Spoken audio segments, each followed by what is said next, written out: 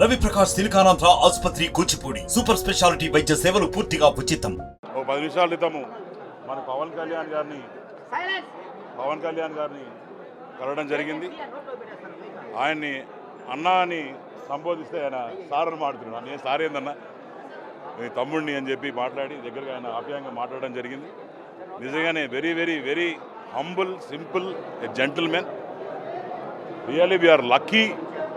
చాలా అదృష్టంగా భావిస్తున్నాం. పవన్ కళ్యాణ్ గారితో మేము పొత్తు పెట్టుకోవడం అనేది చాలా అదృష్టంగా భావిస్తున్నాం. అలానే ఈ ఎన్డీఏ పక్షంలో మరి వారు 2 మాటలు చెప్పడం జరిగింది. అక్కడ ఎవరైతే స్థానికంగా జనసేన మరి ఇన్ఛార్జ్ కార్యకర్తలు ఉన్నారో వాళ్ళందరూ కూడా మేము కలుపుకొని పోతాం. తప్పకుండా చెయ్యి కలిసి నడుస్తాం. అలానే బీజేపీ మరి ఎన్డీఏ కూటమిలో కూడా అందరం కలిసి పనిచేస్తామనే మాట చెప్పడం జరిగింది. అలానే వచ్చే 2-3 రోజుల్లో కూడా శ్రీకాళహస్తిలో ఎన్డీఏ కూటమి ఒక మంచి ప్రోగ్రాం పెట్టబోతున్నాం. వాళ్ళ దగ్గర ఉన్న మండల పార్టీ ప్రెసిడెంట్స్, ముఖ్య నాయకులు, క్లస్టర్స్ అందరూ రాబోతున్నారు. అందరం కూడా కూర్చొని వచ్చే 29 రోజులు ఏ రకంగా ప్రణాళిక చేయాలి, ఏ రకంగా ముందుకు పోవాలనే దాని మీద చక్కని చర్య చేసుకొని దాని గురించి చర్చించి ముందుకు పోదామని మేమందరం డిసైడ్ చేసుకున్నాం. అలానే 175 కాన్స్టిట్యున్సీకి ఒక పిలుపునిస్తాడా. ఇక్కడ ఎవరైతే ఈ సోషల్ మీడియా మేనేజ్మెంట్ చేస్తున్నాడో ఈ రిషి అని చెప్పి, అప్పుడైతే పీకే ఉన్నాడు ప్రశాంత్ కిషోర్, ఇప్పుడు Rishi has taken over it.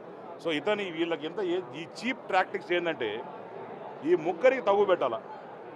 ఏదో రకంగా సోషల్ మీడియాలో సుధీర్ గురించి ఇంకోరు జనసేన వాళ్ళు తిట్టాడని చెప్పాలా, జనసేన వాడు బీజేపీ తిట్టాడని చెప్పాలా. ఇట్లా చీప్ టాక్టిక్స్ చేసి ముగ్గురిని విడగట్టే ప్రోగ్రాం పెడుతున్నారని చెప్పి మాకు క్లియర్ కట్ ఇండికేషన్స్ ఉన్నాయి. కాబట్టి అందరినీ కూడా ఎన్డీఏ కూటమిలో ఉన్న మా 175 క్యాండిడేట్స్ కూడా నేను రిక్వెస్ట్ చేసుకుంటున్నాను. ఎవరన్నా తప్పుగా కానీ సమాచారం ఇస్తే దయచేసి డైరెక్ట్గా ఫోన్ చేసి క్లారిఫికేషన్ తీసుకోవాలని చెప్పి నేను మరి రిక్వెస్ట్ చేస్తున్నాను. దయచేసి మనస్పర్ధలు వద్దు. ఇంకా మిగిలింది 29 రోజులు. మనం ఒక నరకాసుడితోని మనం ఫైట్ చేస్తున్నాం. ఇతన్ని అంతవండించాలంటే మరి మన ముగ్గురు ఏ రకంగా అయితే త్రిశూలం ఏ రకంగా ఉంటుందో ముగ్గురు కలిసి మరి ఆ నరకాసుడిని వధ చేస్తామని చెప్పి తెలియజేసుకుంటూ, అలానే మనకున్న ఇన్ఫర్మేషను 120 నుంచి 130 సీట్లు కూటమికి వస్తాయని చెప్పి మేము అంచనా వేస్తున్నాం. అలానే మీరు కూడా ఇంకా పెట్టెలు గిట్టలు సర్దుకోండి, ఏడికి పోవాలో. ఎందుకంటే మేము వచ్చిన రోజు నుంచి మరి మిమ్మల్ని మడతపెట్టే కార్యక్రమం చేస్తాం. మీరు తినిందంట కక్కిస్తాం. ఏ రకంగా అయితే రౌడీజం చేసినారో అవన్నీ కూడా బయట పెట్టి మిమ్మల్ని లోపల వేసే పనులు కూడా చర్యలు కూడా ఆల్రెడీ తీసుకుంటా ఉన్నాం. ఇంతకుముందు జగన్మోహన్ రెడ్డి గారు చూస్తే చంద్రబాబు అనేటోడు, మోడీ అనేటోడు. ఇప్పుడు మోడీ గారు, చంద్రబాబు నాయుడు గారు అనుకొచ్చినారు. దేనికే? ప్రభుత్వం అది ఫామ్ అవుతుంది కాబట్టి వాళ్ళకి అర్థమైపోయింది మొత్తము. ఇంకా వీళ్ళు బ్యాకప్ అయిపోయిందని చెప్పి. So we're all ready. And public especially ఎవరైతే వీళ్ళ వల్ల పీడించబడ్డారో, ఎవడైతే వీళ్ళ వల్ల ఇబ్బంది పడ్డారో, ఎవరైతే వీళ్ళ వల్ల నష్టపోయినారో, ఎవడైతే ఈ ప్రజానికం వాళ్ళు తొక్కిపడేశారో వాళ్ళందరూ కూడా మే 13 ఎప్పుడు వస్తుందా అని కళ్ళల్లో ఒత్తులేసుకొని ఎదురుచే పరిస్థితి ఉంది.